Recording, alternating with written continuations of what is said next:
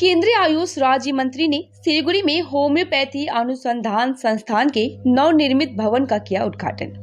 क्षेत्रीय होम्योपैथी अनुसंधान संस्थान सिलीगुड़ी केंद्रीय होम्योपैथी अनुसंधान परिषद के 31 क्षेत्रीय इकाइयों में से एक है, जो भारत सरकार के आयुष मंत्रालय के तहत एक स्वायत्त निकाय है। संस्थान का नया भवन सिलीगुड़ी जलपाईगुड़ी विकास प्राधिकरण द्वारा लिया गया है। परिषद मंत्रालय के तहत एक शीर्ष अनुसंधान निकाय है और होम्योपैथी में वैज्ञानिक अनुसंधान के संचालन, समन्वय, विकास, प्रचार प्रसार की दिशा में लगातार काम कर रही है। संस्थान की स्थापना 1984 में सोनादा, दार्जिलिंग में क्लिनिकल रिसर्च यूनिट के रूप में की गई थी। यूनिट को 2022 में क्षेत्रीय होम्योपैथी अनुसंधान संस्थान के रूप में अपग्रेड किया गया था। संस्थान का नया भवन सिलीगुड़ी जलपाईगुड़ी विकास प्राधिकरण द्वारा लिया गया है। उत्तर बंगाल मेडिकल कॉलेज और अस्पताल छोटा पाथू रामजोत परियोजना की लागत 9.42 करोड़ रुपए है। केंद्रीय महिला, बाल कल्याण और आयुष राज्य मंत्री महेंद्र मंजू पारा ने नवनिर्मित भवन का उद्घाटन किया। कार्यक्रम में दार्जिलिंग के सांसद राजू बिष्ट, खोरीबाड़ी विधायक दुर्गम मुर्मू समेत कई लोग मौजूद थे। सुविधा का अद्वितीय स्थान आसपास के राज्यों और 3 पड़ोसी देशों की आबादी तक इसका लाभ पहुंचता रहता है। संस्थान वर्तमान में आम जनता को बहुत कम कीमत पर ओपीडी सुविधाएं, योग कक्षाएं और प्रयोगशाला सुविधाएं प्रदान कर रहा है। प्रदान की गई सेवाओं की गुणवत्ता सुनिश्चित करने के लिए सुविधा NBH और NBL प्रमाणीकरण प्राप्त करने की प्रक्रिया में है। संस्थान की दार्जिलिंग और कालिंपोंग जिलों के दूरदराज के गांवों तक विस्तारित एकीकृत NPC DCS आयुष कार्यक्रम के पायलट अध्ययन में भाग लिया और भविष्य में गैर संचारी रोग में उत्कृष्टता का केंद्र बनाने का लक्ष्य रखा है।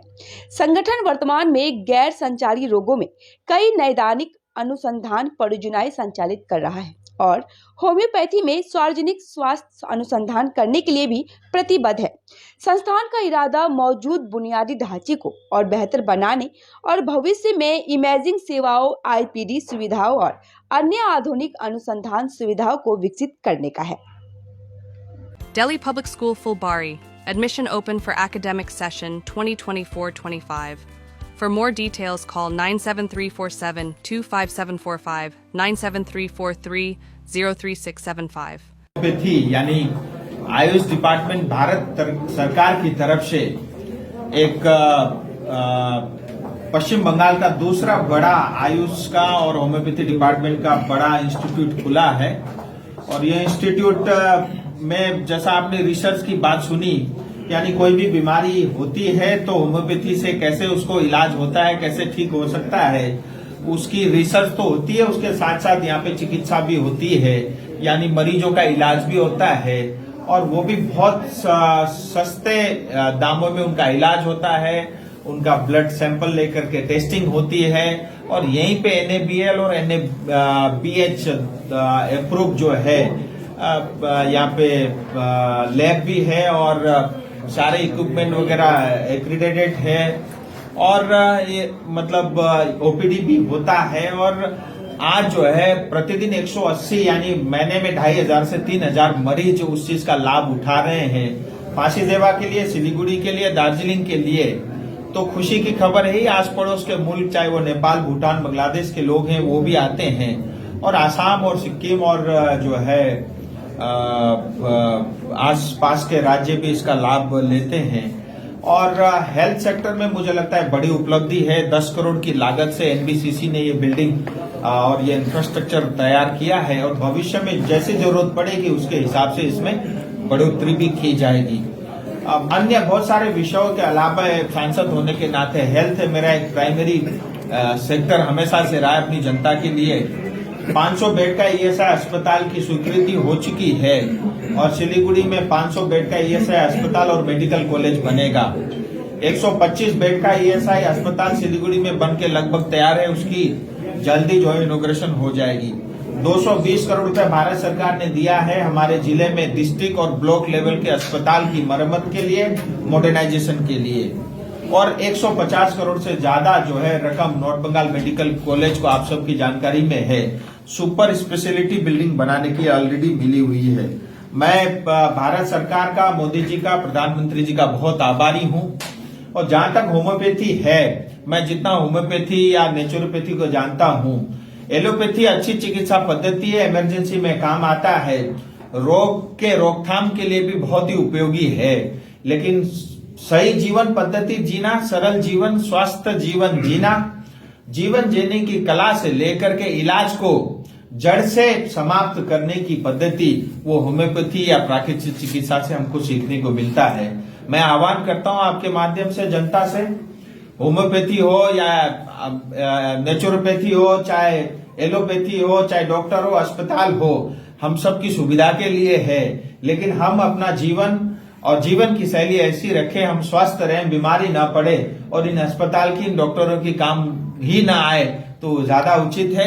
मैं फिर आभारी हूं भारत सरकार के मंत्री डॉक्टर मंजू पारा महेंद्र भाई कालू भाई जी का, जो एमओएस है आयुष के और महिला और बाल विकास के भी मंत्री हैं, और साथ ही मेरे फांसी देवा के विधायक दुर्गा मुर्मू जी और आयुष डिपार्टमेंट के अन्य अधिकारी, डीजी से लेकर के तमाम एडवाइजर और तमाम अधिकारी भी यहाँ पे उपस्थित रहे। ये इस क्षेत्र के लिए होम्योपैथी आयुष की ओर से एक बहुत बड़ी उपलब्धि है। इससे रिलेटेड एक दो आपके प्रश्न होंगे तो मुझे उत्तर देते हुए खुशी होगी, मैं दुखी नहीं हूंगा। बनर्जी हेल्थ मिनिस्टर है पश्चिम बंगाल की, 150 करोड़ रुपया नॉर्थ बंगाल मेडिकल कॉलेज में आया है। जब हेल्थ मिनिस्टर स्वयं जेपी नड्डा जी थे, अब वो आया, टीएमसी खा गया, बिल्डिंग तैयार नहीं हुआ, वो मेरी गलती नहीं है। प्रश्न आप मुख्यमंत्री ममता बनर्जी से करिए। प्रिंसिपल से बात करने पर एमसीएच के प्रिंसिपल का झूठ बोलता है, किसी अधिकारी को झूठ बोलने की इजाजत नहीं है। वो अधिकारी चाहे राज्य का हो चाहे केंद्र का हो, जनता के प्रति, जनता के प्रतिनिधि के प्रति उसकी बहुत बड़ी जिम्मेदारी है। वो लापरवाही से ऐसा उत्तर दे नहीं सकता। असली बात यह है कि वहां जो मशीनें आई थी वो मशीनें इन्होंने निकाल दी, दूसरी अस्पतालों में भेज दिया। आज वो उद्घाटन करने की स्थिति में अस्पताल नहीं है। सो प्रिंसिपल हो चाहे नॉर्थ बंगाल मेडिकल कॉलेज का कोई डॉक्टर हो, चाहे कोई बड़ा अधिकारी हो, लापरवाही से बात करना ठीक नहीं है, आपके ऊपर कार्रवाई हो सकती है। एजेंसी बोल रहे हैं कि उसको हैंडओवर नहीं दिया है, इस कारण एजेंसी हैंडओवर नहीं। तो भारत सरकार का नाम क्यों लेता है फिर? हमारे बोले कि सेंट्रल गवर्नमेंट की एजेंसी है, एजेंसी तो आपका है। उस एजेंसी को मैं कान पकड़ के ला करके उद्घाटन कराता हूँ, लेकिन उसको देना पड़ेगा ना, बोलना पड़ेगा। मैं 10 बार गया हूं अस्पताल में, उन्होंने आज तक तो नहीं कहा। और चौड़ा होकर के किसी सरकार के खिलाफ बयान देना ये अधिकारी के स्वभाव में नहीं होना चाहिए, उचित नहीं है। शासक दल का ये मानना है कि 2024 के लोकसभा निर्वाचन के पहले ये आयुष प्रोजेक्ट खड़ा कर रहे हैं। जैसे पत्रकारों का जो टीएमसी के बहकावे में आ जाते हैं, हकीकत ये आज से 2 साल पहले ये बिल्डिंग तैयार हो गया था। वास्तविकता दूसरी है, 2 साल पहले तैयार हो गया था, लेकिन यहाँ पे बहुत सारी एक्रीडेटेड मशीनें हैं, टेस्टिंग लैब है, उसका अप्रूवल में एक प्रोसीजर होता है, सैंपल टेस्ट होता है, इसलिए समय लगा और आज उसका उद्घाटन हुआ है। लेकिन 2 साल पहले से योगा, लोगों का ओपीडी और छोटी मोटी इलाज पद्धति, यानी अभी तक इस सेंटर के माध्यम से 80,000 लोगों तक किसी न किसी माध्यम से मतलब वो फैसिलिटी दे चुका है। सो वास्तविकता कुछ और है। न मैं गोरू चोरी करता हूं जी, न मैं सुपारी का धंधा करता हूं, न मैं कोयला का धंधा करता हूं, न मैं जो है लैंड माफिया का काम करता हूं, न मैं टी गार्डन में जो है वो जमीन काट करके बिल्डिंग बनवाता हूं। सो मैं ये सब नहीं करता, इसीलिए मैं आपके हर एक प्रश्न का उत्तर दे सकता हूं। Rangapani level crossing, Rangapani level crossing बहुत अच्छा प्रश्न पूछा, हर बार आप पूछते हो। आज से 10 दिन पहले भी मेरी जो है डीआरएम से, क्योंकि आपका चेहरा मुझे बार बार याद आता है, डीआरएम से मैंने पूछा है, फिर मेरी जीएम से बात हुई है, उसकी स्वीकृति हो गई है, जल्द उसका जो है टेंडर हो जाएगा। देखिए ऐसी तमाम योजनाएं हैं, भारत सरकार से स्वीकृति मिलने के बाद भी जो है फाइनेंस डिपार्टमेंट में जाता है, एक प्रोसीजर में लग जाता है, मैं मानता हूं। लेकिन मैं बार बार कहता हूं 10 साल बाद का सिलीगुड़ी जन्नत होगा, ये आप याद रखिए। चलिए बहुत बहुत धन्यवाद।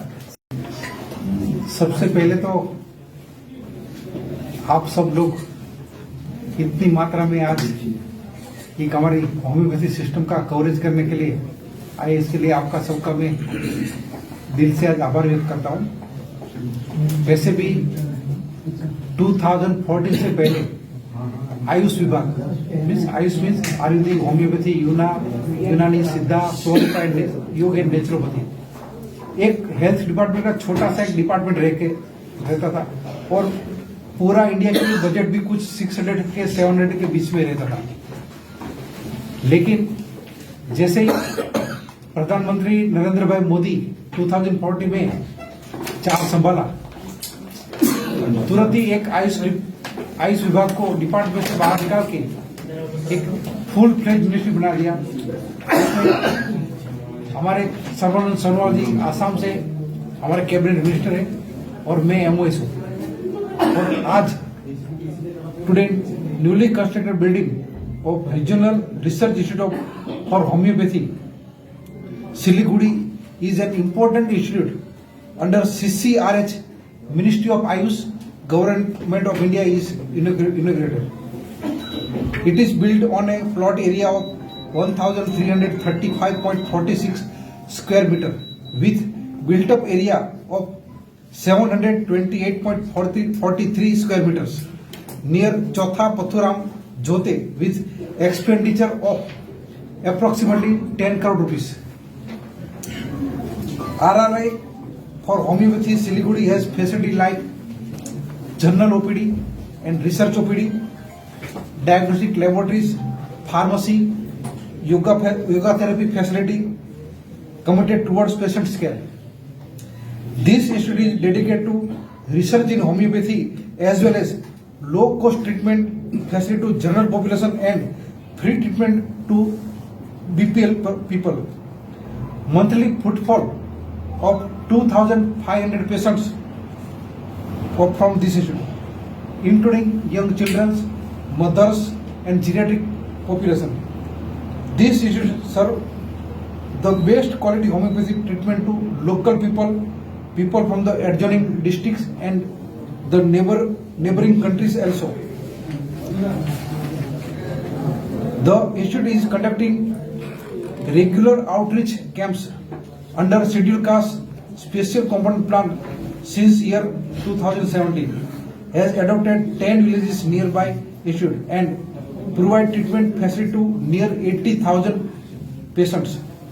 From year 2016 to 2021, institute participated in pilot study on integrated NPCDCS Ayush program and had successfully operated 7 LSD clinic at different remote village of Darjeeling and Kalimpong district. The program covered around 1 lakh patients. And this is our today's institute information.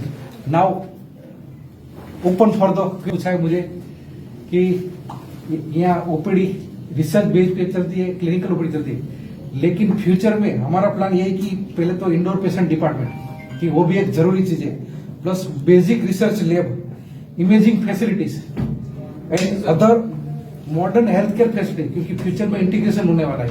सब जो आयुष की system है वो भी integrate होगी और साथ में एलोपैथी के बारे में भी एनएमसी के थ्रू हम इंटीग्रेशन करने जा रहे हैं। तो ये है, साथ में इन लोगों का एनसीडी नॉन कम्युनिकेबल डिसीज का बहुत ही अच्छा एक्सपीरियंस है, तो एक सेंटर ऑफ एक्सेलेंस एनसीडी के बारे में भी हम इसको बनाने की पूरा प्रयत्न कर रहे हैं। सर, यहाँ पे डॉक्टर्स की क्या फैसिलिटी